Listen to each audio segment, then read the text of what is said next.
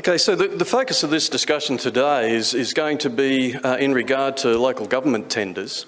However, if you are from private enterprise, no doubt at some stage you'll be faced with calling a tender or a quote for something, so hopefully the principles that we're going to discuss today will have something for all of you. So if we move on to the next topic, I guess first of all to consider why is it important? Why is it important to have a good tender process for a domestic collection contract? Well, I guess it starts with the actual tender process itself is very expensive for council, whether you're doing it yourselves or whether you're employing a consultant to do that. It involves a lot of time for your officers as well, so there's a significant cost attached to it. The actual contract that results from that process, for most councils, is a very significant annual spend in their budget as well. They're long-term contracts, generally ranging from 5 to 7 to 10 years. So it's a significant time frame, and therefore you need to be careful with the relationship that you're creating with your contractor. And the service provided under a waste collection contract impacts everybody in the local government community. So just quickly, the aim of the tender process, if we can move to the next point, is just quite simply to select the best value proposal. That should be council's endeavour. And also, you want that process to lead to a very successful tender for that long period of time, contract, a long-term contract for 7 to 10 years. So, if we can move to the next point. And the next one, thank you. So, what I'd like to do today is just present some fairly honest observations to you. We're going to talk about the good and we're going to talk about the bad. And I guess one of the challenges for councils is that when it comes to a waste collection contract, you may do one every 7 to 10 years. For contractors, we get to see 30, 40, 50 tenders each and every year. So we get a good feel for what works well and what doesn't work so well. So hopefully what we're going to do today is give you something to take away that hopefully will benefit your next tender process. So we're going to go through a number of topics, the first one being reasonable timelines, and we're just going to speak very briefly on 7 different topics. So first of all, tender preparation, adequate time for tender preparation. Now you'll see there we have defined between large and we've defined between small tenders. Now quite simply, a small tender would be one with less than 50,000 households and, thank you very much, and only one waste stream. So if you've got 20 or 30,000 households but you're tendering for 3 waste streams, then that would fit into the category of large. So we need 10 weeks to properly assess a tender for that. You also then need to think of the time required for contract establishment. Again, for a large contract, we need a minimum of 12 months to equip for those contracts, to supply cab chassis, to build bodies, etc. So when council's thinking about its tender process, you do have to think about it fairly early on. You need to be thinking about it when we consider those timelines about at least 2 years before your current contract expires. You may have to go through some consultation with residents. You might want to see some information from them. No doubt you'll need to talk about what you're proposing with your council as well and get their approval. Need to consider also other councils that might be going to tender at the same time. It's worthwhile knowing what's happening in the marketplace at the same time. That will create a different burden on the contractors if they're working on multiple tenders at one time. And I guess finally, what you're asking the contractor to do, in most contracts there will be something there that says that the tender warrants that they've given thorough investigation into your collection area. And so we need time to do that. We need time to assess. Whilst the collection system is quite similar in a number of different councils, the collection area is always different. The facilities are always different. So we really have to start from scratch each and every time.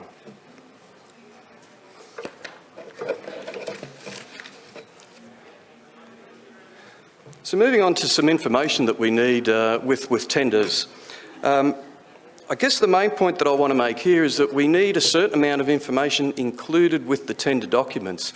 If it's not provided up front, then you're going to get requests for it. And if you're already into your tender process and you're already into the 10 weeks that you've given, then it's going to be a rush to get that information together. That can lead to inaccuracies in the information, difficult to get. So a really important part of council's preparation for a tender is to have suitable information included in your tender documents.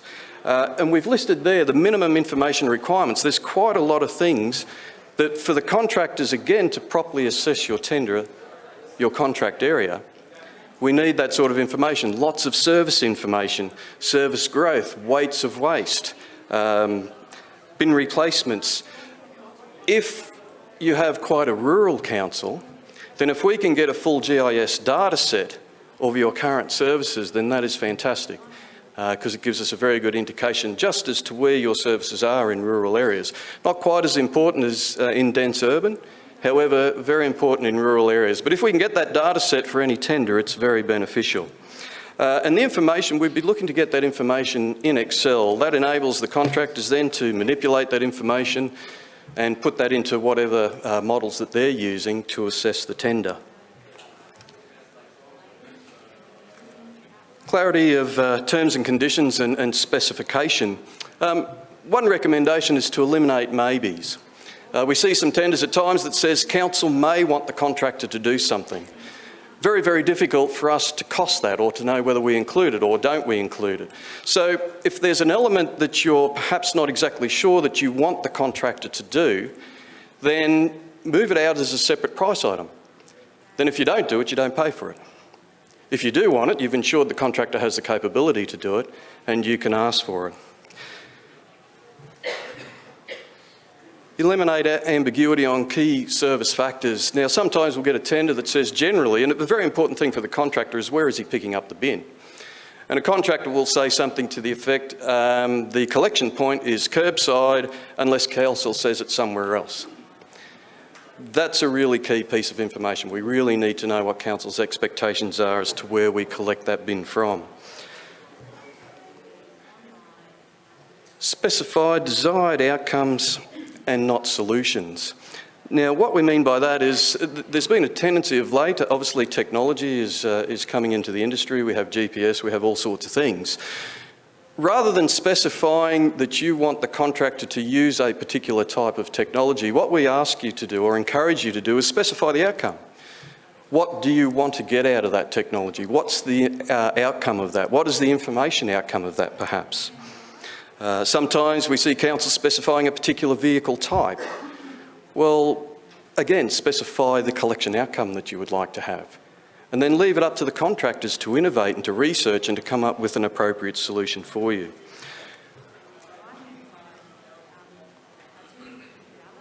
So there are some items where we do need some clear definition, and that's particularly in areas like waste audits and also education.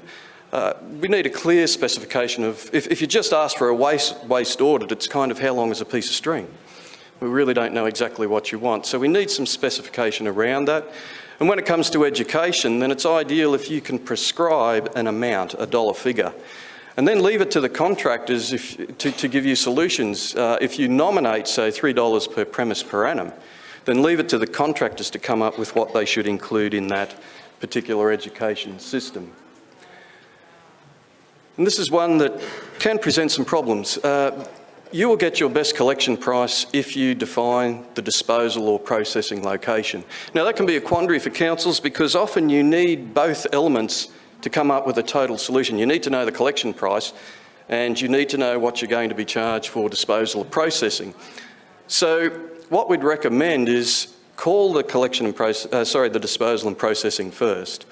Don't necessarily award that. We appreciate that you need the collection part of the total cost equation, but at least have those known facilities and ask the collection contractor to price the collection service taking to those known facilities. And then you've got the total solution to your problem. Clarity of pricing schedules. We need a price schedule that matches the specification. There are occasions where we get asked to provide a particular type of service. It's very clear that we have to do that in the specification, but there's no price provision for it. And ideally separate the collection price from the bin supply price. Now, this is becoming increasingly important where we have different types of collection contracts, optional green waste service, for instance. Important, and again, you'll get your best price if you separate the bin supply component from the actual collection component. Also, where you have options to change bin sizes for your residents as you encourage them perhaps and incentivise them to take a smaller bin. Encourage you to have a per service price. We get some contracts where council's seeking a monthly lump sum or an annual lump sum. Once again, introduces a complication and a risk for the contractor. And a price per service entitled premise. There's been occasions where councils want to pay per presented bin. That introduces a challenge. How do you know how many bins were presented? That incurs a cost to be able to measure that information, and it does create a significant, for those that have done it, you would be aware it creates a significant admin overhead in trying to determine that as well.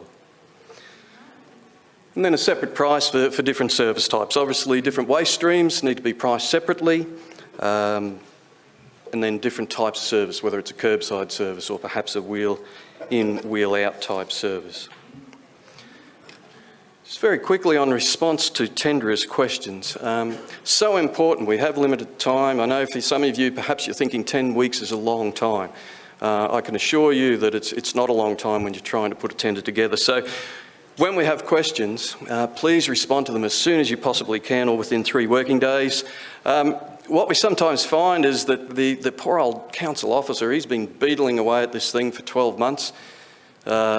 Working the midnight oil, he's totally flogged and he thinks, great, I'm going to take a holiday when I put this tender out.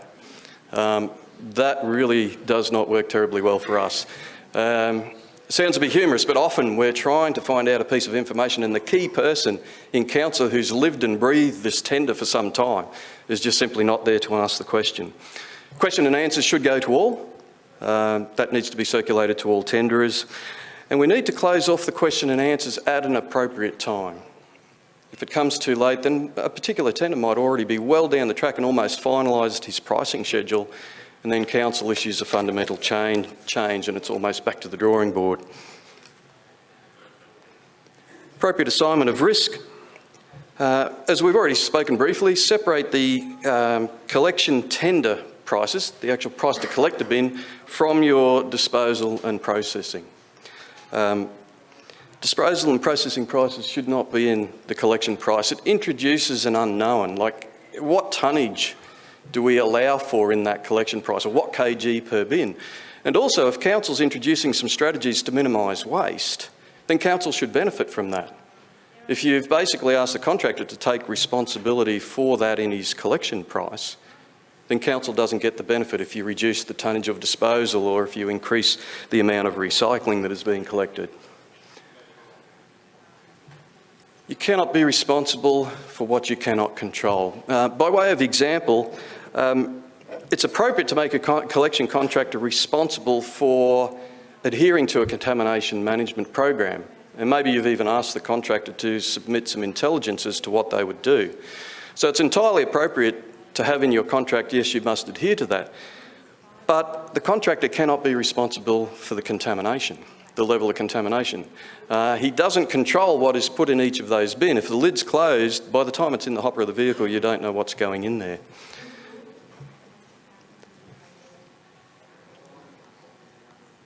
Termination clauses. Occasionally there is the tendency to include something like a termination for convenience clause. These contracts are high capital value. If we get a contract that basically says it's a 10-year term but there's termination convenience, then it's kind of the contract you're having when you don't have a contract. Impossible to deal with high capital value.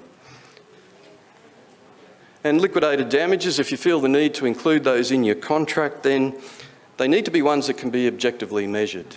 There's the old chestnut for collection contractors, which is missed services, and sometimes there's liquidated damages around missed services. Well, most of you would realise the contractor doesn't have total control over missed services. There are false claims of missed services at times. So better to perhaps have a liquidated damages provision around resolution of missed services, that the contractor has collected those missed services in the time frame prescribed. Suitable price escalation formula, a really important aspect of tenders. Just very quickly, the purpose of rise and fall is not for council to win or the contractor to win. It is really quite simply to give the contractor a high level of confidence that if he tenders based on his current cost structure, there's a reasonable formula in the contract to take care of anything that happens in terms of inflationary type items, fuel price variations, those sorts of things. So a few key aspects for that is the desired components for the contractor is to have a number of components. They're the main ones, labour, fuel, other, that are key for a contractor. Allow the tenderer to nominate the percentages, otherwise it defrauds the formula. Base indices should be at tender time, and because of the time frame that we're talking about, by the time you call your tender and then it starts, it can be 12 months. So the first rise and fall adjustment should be from commencement of contract. And a recommendation to test the formula before you issue the tender. Give it to your financial people. A number of rise and fall formulas, when we actually test them, come up with a fairly perverse result. So, in conclusion, if we go through this sort of process, what are we going to achieve? What's going to be the outcome? Well, it's desirable for council to have the contractors, the tenderers, eager and confident. And they'll be eager and confident if they have time, if they have the right information to assess your collection area. They need to understand the risk and they need to have very clear requirements. In that instance, you'll maximise the number of tenders that you receive, and that's desirable for council. You want to get the best response that you can from the marketplace. Council will certainly get the best value. You'll give yourselves time to not only do a price evaluation, but a non-price evaluation as well, which is a really important part of your evaluation. As we say, council will have time to assess properly. The contractor does need time to start this service for your community. So going back to that time frame again, give your contractor enough time to have everything well established, well planned. The preparation time before the commencement of a contract is absolutely critical. If you run a process like this with total clarity at tender time, then that really is the best platform to conduct your contract for the entire term. Your contractor should be clear as to what the requirements are, council will be quite clear as to what's being delivered, and there'll be no confusion. And finally, and most importantly, if that process is run in an exceptionally good manner, then the ultimate benefit out of all of that is going to be that it will result in an excellent service for your community. Thank you very much.